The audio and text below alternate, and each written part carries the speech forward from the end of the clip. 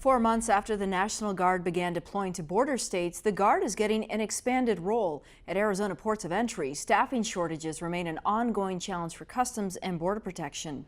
Dozens of Guard troops are helping at 3 Arizona ports with plans to deploy to another 3. We got a better idea of their duties from Colonel Hoyt Slocum. Stuff that they do here, it's primarily pre-cargo inspection. They get involved looking at the manifests so the radar operators know what they're looking at. It's a sworn officer that's actually doing the scanning with the radar. Some logistical support, preparation of cargo for inspection, and then there is part of the surveillance piece where we are assisting them in operating the new technology, the cameras and the sensors that were deployed since the last operation, while they hire the personnel within their own organization that are going to man that permanently. I know there are things that the Guard is not doing here at the port of entry. Correct. Can you clarify any misconceptions that the general public may have about the Sure. work that's being Sure. done here? Probably one of the biggest ones is we are not directly involved in law enforcement. We have no direct contact with any of the migrants that are part of the national conversation of the day in either direction, reunification or otherwise. Even here, we are showcasing how clear the lines of authority and responsibilities are, who is law enforcement and who is supporting the law enforcement, and you're seeing that here at this particular location. This has been valuable for your troops to be able to do things that perhaps they wouldn't normally get that experience at. I think the real world aspect to it is probably the biggest advantage for them. They're fired up, they feel like they're on mission, affecting change, helping with some of these interdictions, helping with some of the counterfeit stuff that's coming through. Our main line of focus is on these transnational illicit activities. That's what we're really concerned about out here. And more timely and to get Chief CBP Officer Garth Grosso oversees trade. He says National Guard members receive several days of hands-on training before they can assist with inspections. With this group that came in, we did a 7-day field training with our officers. So for 7 days, they were side by side with our officers, teaching them just the physical inspection of the commodities.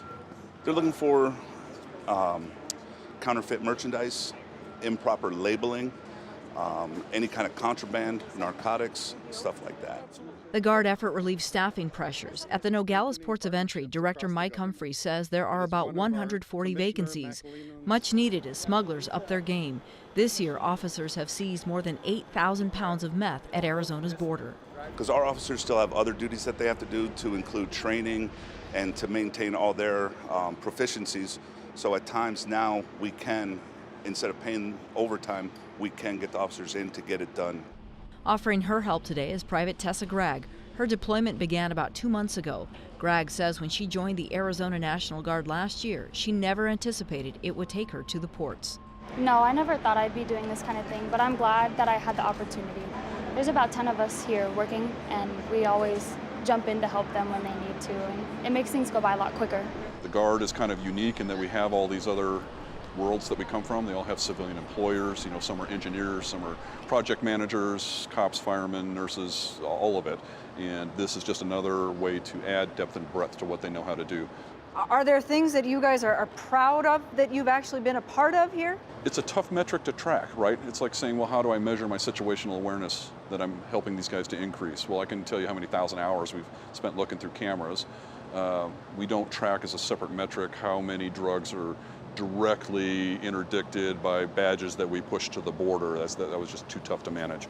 But the director's remarks are correct. Every seizure, every interdiction is a victory, and we'll take it. They'll take all the help they can get. As the fiscal year comes to a close, does Yes. Your strategy here on the ground change? You just keep operating day to day? So if it is not funded into the next year, we would just demobilize, just like we do wherever we do our mission. If it does continue, we will continue to build and continue to do these mission sets into 2019 or further if they ask for it. This week, we also learned the Guard troops are assisting border sheriffs in Arizona. The Cochise County Sheriff's Department says it has 6 Guard members working in special operations to include analyzing video footage.